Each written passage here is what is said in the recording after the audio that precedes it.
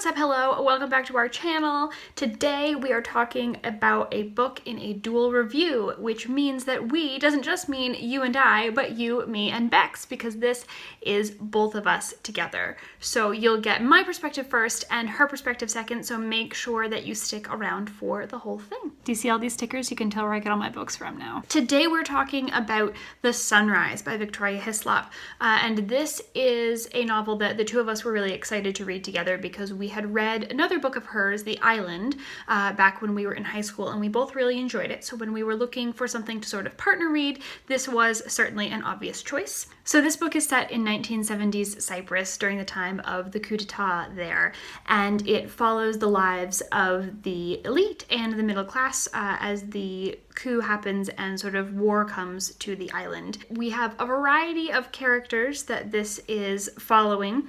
You sort of get perspectives from, I think, about 3 or 4, and it feels like a lot more than that because they'll also mention other characters as well while they're giving sort of their perspective. So it feels like you're getting a lot of different people, but really it's only 3 or 4. And you'll have to forgive the pronunciation on the part of both of us for a lot of this. I can speak a little bit of Maltese, but neither of us speak Greek or Turkish, so I apologize if I say anything incorrectly. Firstly, we have the Papakostas, Savas and Aphrodite, who are very much sort of the elite in Famagusta, which is the city that this is set in. It's right on the coast. Savas and Aphrodite are the owners of the Paradise Hotel and are building at the beginning of the story a brand new hotel called the Sunrise.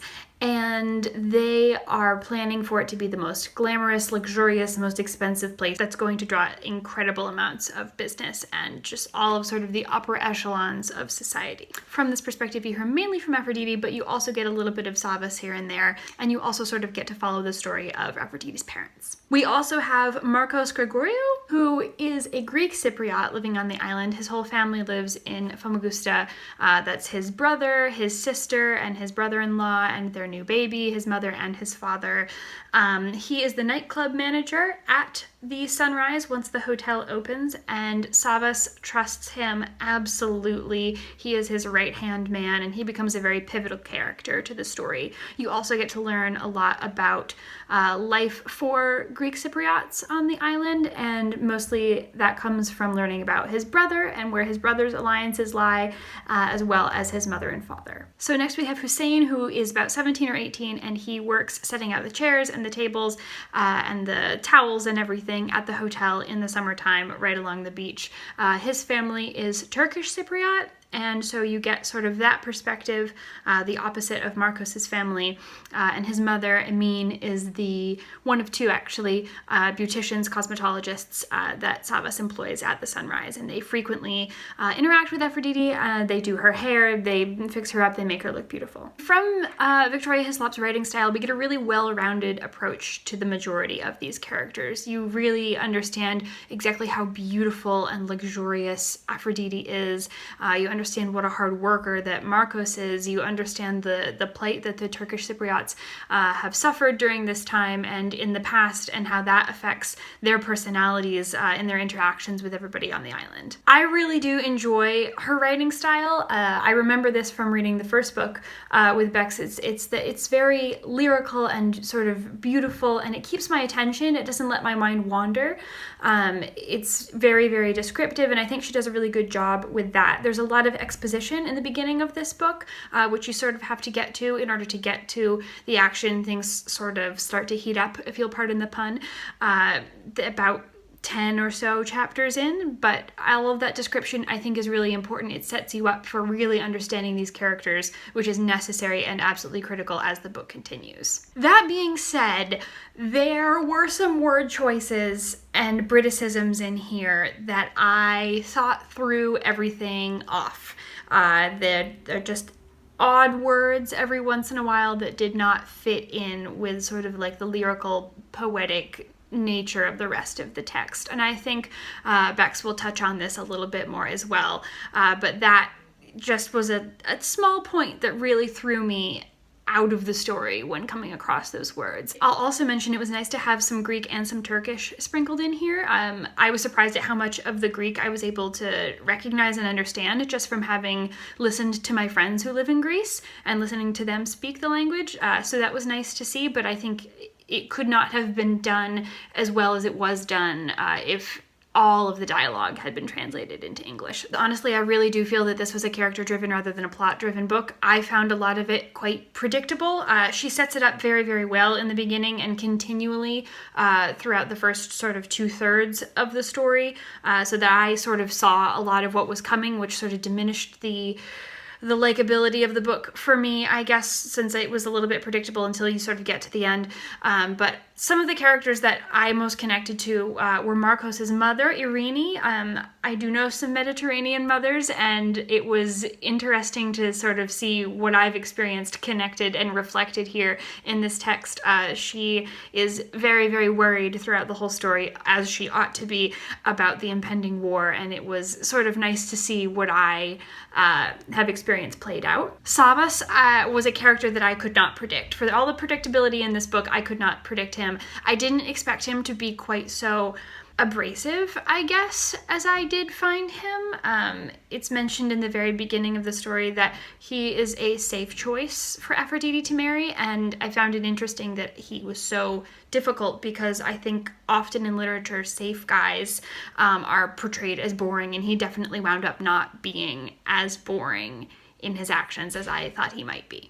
As much sort of play that Aphrodite has in this book, she's most certainly a central character. I found Marcos to be a little more interesting, only because he has very few sides to him, but I think he was probably written in the most unique way. He is described as charming to everyone, able to please everyone, admired and adored by everyone, and I didn't realize until at his turning point in the book that he had charmed me as the reader into sort of thinking that he could do no wrong in a way, and I think it was an author's trick that was very smoothly done. This book might have been lacking character-wise in a little bit more about Emin's side of the story and the plight of the Turkish Cypriots. I'd have liked to know more about their suffering early on before the story is set. I'd like to know more about their customs and traditions, because you sort of get a lot of that from the Greek side of things, but not so much from the Turkish side of things. I would have liked that to be a little bit more balanced. But overall, I think that this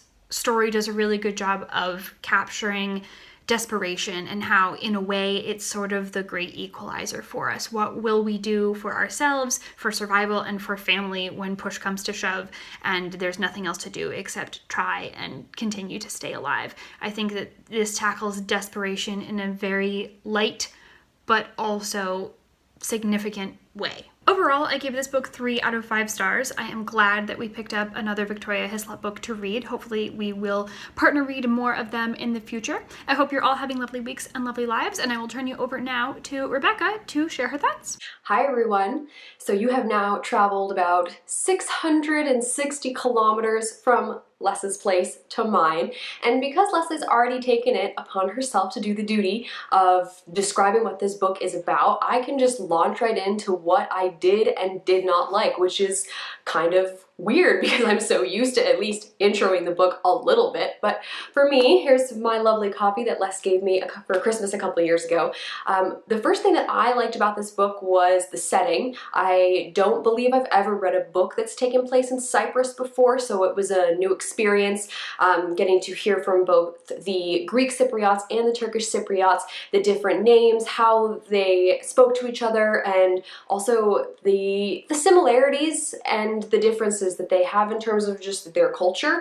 I enjoyed that. I liked getting at least some overview of what was happening in Cyprus, because as with a lot of conflicts in this world, it is a complicated thing, but I did like where it was set and when it was set.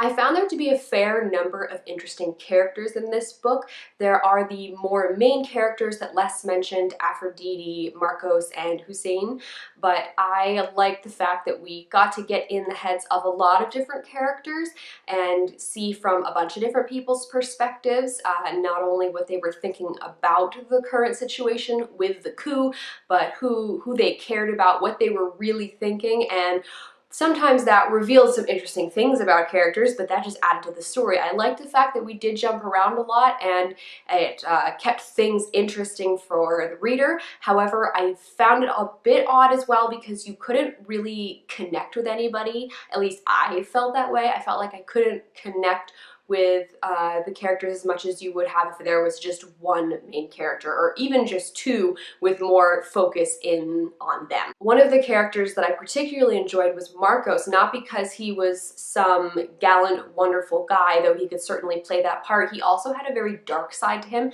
and I liked seeing what he would do. He kept me on my toes and added this sort of dark undercurrent to all of these other characters that were trying to survive. Something that I wasn't as big of a fan of was the slow beginning. Les mentioned that there was a lot of exposition, and I certainly agree with her.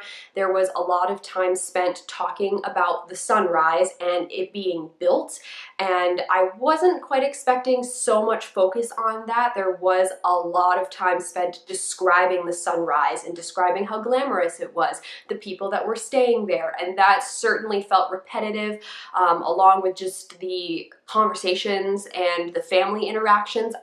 I understand that families, don't live exciting lives every day and that their lives may look very similar day to day, but in the novel I was hoping for a bit more variation in terms of describing what was going on in the family's homes. It is worth mentioning that although the beginning felt kind of slow and repetitive, that the last third or so of the book was very intense, and I think it's picked up slowly as the book went on, but the last third or so, I really didn't want to put the book down. I wanted to know what was going to happen. There were some events that took place that really surprised me. So I think that Victoria Hislop in the end did pull off a pretty interesting story. I just thought that the beginning was definitely very heavy and sort of poking along. There is one point that I think Les and I differ a lot on, and that is our opinion of the writing style of the book. When we read The Island back in high school, I remember really liking it. I don't remember having any issues with how it was written, but that was also about 10 years ago now, so it's possible that my tastes have changed a bit. And so picking up The Sunrise, I found a lot of her writing to actually be kind of awkward. I agree with Les that there were certainly some words in there that just felt weird, certain words that she chose to use that I feel like she should have said something else, or maybe they were Britishisms and I'm just not used to reading them. But I also felt that a lot of the sentence structure was pretty awkward. I'd say at least once every 20 pages or so there was a sentence that I was like, oh, I just don't like the way that's done. It doesn't flow well to me. So I don't agree with Les in that I thought the writing was lyrical. It was certainly descriptive, but I didn't feel that it really flowed for me. In the end, I think I would give this book 3 stars as well. I really liked the setting and getting to know about the Turkish and Greek Cypriots, what was going on then, and getting it from the perspective of 2 very different families. I also really enjoyed the last third of the book or so, and there were definitely points that surprised me. However, I wasn't a huge fan of her writing style, and as I've mentioned, the beginning was just kind of slow, so I think it sort of evens out to a 3-star book. I wouldn't recommend this to everybody.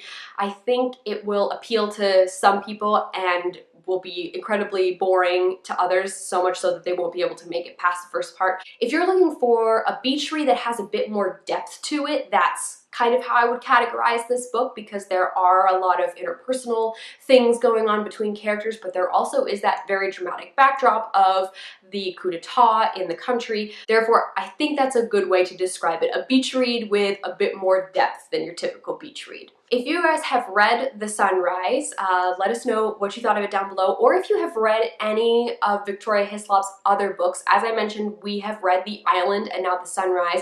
If you have read any of her other books and you particularly enjoyed them, let us know down below and we can add it to our list of potential future buddy reads. As always, all of our links are down in the doobly-doo, so you can go check those out if you feel so inclined. Thank you guys very much for watching, and I'll see you later.